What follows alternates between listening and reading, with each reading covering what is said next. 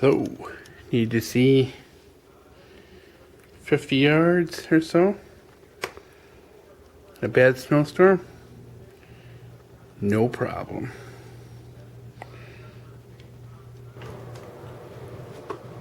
Hey guys, this is going to be a two-part video. The first being this tabletop review. The second, we're going to come along in probably a couple of days.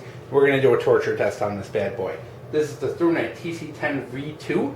So this thing is a CREE XM-L2 LED in cool white. It has an input voltage of 3 volts to 5 volts, so you can use one 18650. You can't use two CR123s. That will be 6 volts and is outside of what they recommend. It's got a 1 amp charging port. You can see here it's covered with a nice silicone boot. Alright, modes. This has 4 brightness modes and a strobe.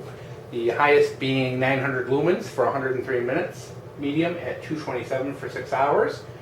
Low for 12 lumens at 123 hours. And Firefly is 0.1 lumen at 83 days. It's IPX8 waterproof standard, impact resistant to 2 meters. It's got a beam throw of 292 meters. It's got reverse polarity protection, good thermal protection, and over discharge protection with a warning light that is in the side switch right here. It's going to come with your very typical bag of goodies, you know, lanyard, rubber boots, O-rings, all that jazz. It's going to come with a nice nylon sheath, pretty decent, and a USB charging port. And one thing to note is this just plugs into any USB port. You don't need any proprietary chargers or anything like that. You don't even need this cable. You can use your own. This thing is a very portable and awesome little light because you don't need anything with it. You can just plug this thing in anywhere you got a USB cable. Alright, where are we at here? Okay, let's get into the charger. Now the charger is a 1 amp charger, so it will be able to charge your 18650s in anywhere from like 3 to 4 hours depending on the capacity of the battery. I charged about a dozen batteries in this and I got charging voltages upon finish of anywhere from 4.15 volts to 4.18 volts, which is fantastic because it means it doesn't overcharge. Overcharging a battery can be very dangerous. This did not overcharge. In fact, it undercharged just a hair, which will extend your battery life, which is one good thing, but also you don't have to worry about something bad happening, because a lot of these cheap flashlights on the market are notorious for overcharging, and that can cause nasty lithium-ion battery explosions.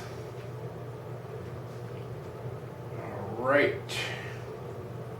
So the protection that we talked about is a red flashing light that's going to come on when the voltage gets low. I found that this turned on anywhere from 3.65 volts to 3.7 volts. It says it's going to turn on as a solid red at 10% and then blinking at 5%. What I found is it just starts blinking at about 10%. I didn't get any solid red light out of it. I'm not sure what's up with that, but it may just be a translation issue in the manual. The reverse polarity protection is actually electronic and not physical. Some cheap lights use like a piece of foam or something like that, a recessed tab or something to keep the button top from, so you need a button top so that you can't put them in the wrong way. This has electronics, so you can use these unprotected laptop 18650s in this with no worries about putting it in the wrong way and blowing yourself up. It has thermal protection as well. If this driver gets above 80 degrees centigrade, it will it'll ramp itself down. It also has over discharge protection, which I never had happen, but so I can't tell you exactly when that occurs. I was a little too chicken to bring the batteries down any lower than I did in my testing. The battery it comes with is a 3400 milliamp hour Panasonic battery that's been rebranded as a Thrunite. There's quite a few pictures on the internet of people taking the wrapper off and found it was a Panasonic NCR 18650B underneath. Alright, let's talk about performance now. We got some really good performance out of this.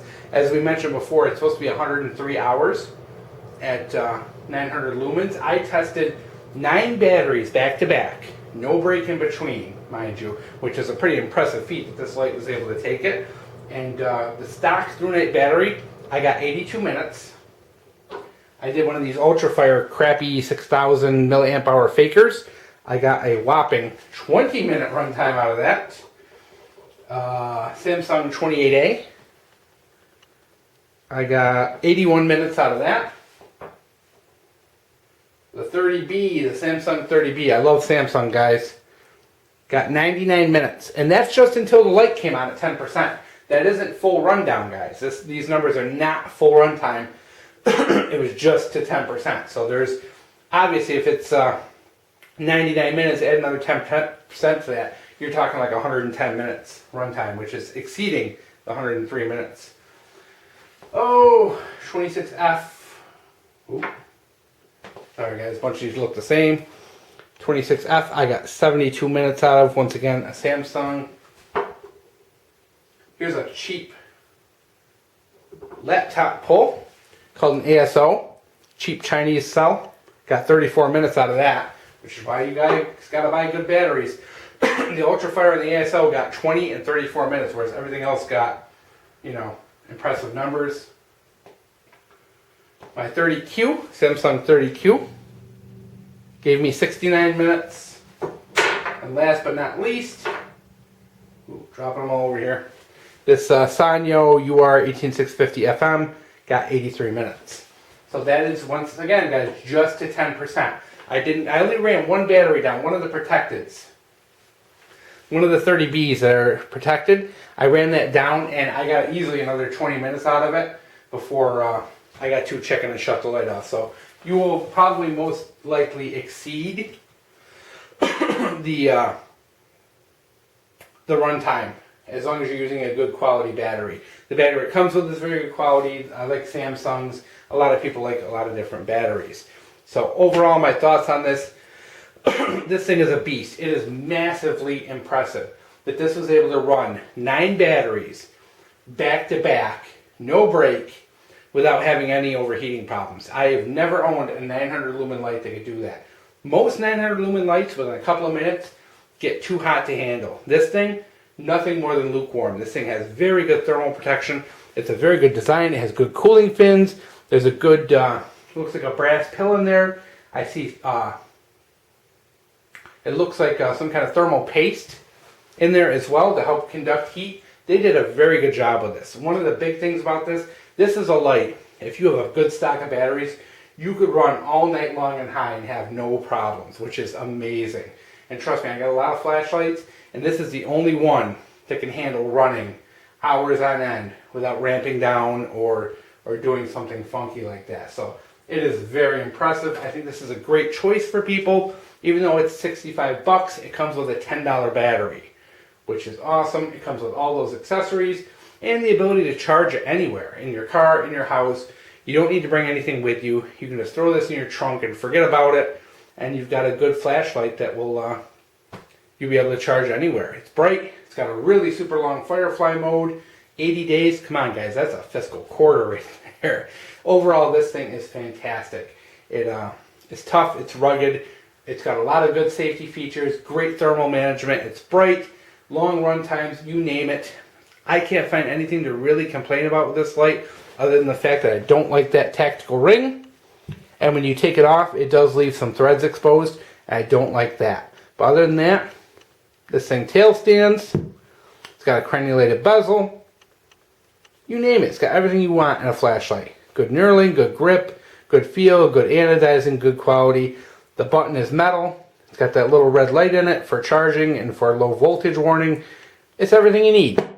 Overall, great light. I really look forward to getting the destruction testing done on this. Look for that in the next couple of days. Some quick beam shots. Here's the TC10. We're going to cycle to the modes.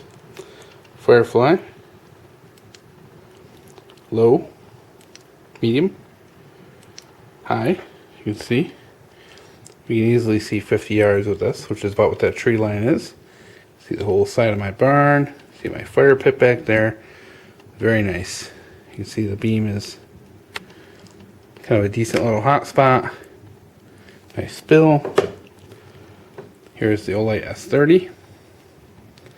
See, we can also easily see 50 yards as well. So, very good, comparable brightness. XINTD C8. This sucker is very well known for being one of the best throwers on the market. You can see a very, very bright, tight beam there. Very easily see the fire pit. Very similar in lumens, just different format. Convoy C8. This is pretty much the same thing as that other one, except the only difference is this is an XM-L2 as opposed to an XPG2 LED. Once again, very good throw light. Okay, last but not least, they're going everywhere. Convoy S2 Plus, which is, as you can see, no hot spot, more of a flutter. You can still see 50 yards, no problem, but no tight beam to it. And once again, let's go back to the TC10. You can see very good 50 yards. That's like 56 yards to that fire pit, no problem. You see the hot spot is not as defined when we put it on there, so not the best thrower on the market, but still nonetheless very, very, very bright light. Another quick comparison: TC10, S30, XINTD C8, Convoy C8, and Convoy S2 Plus.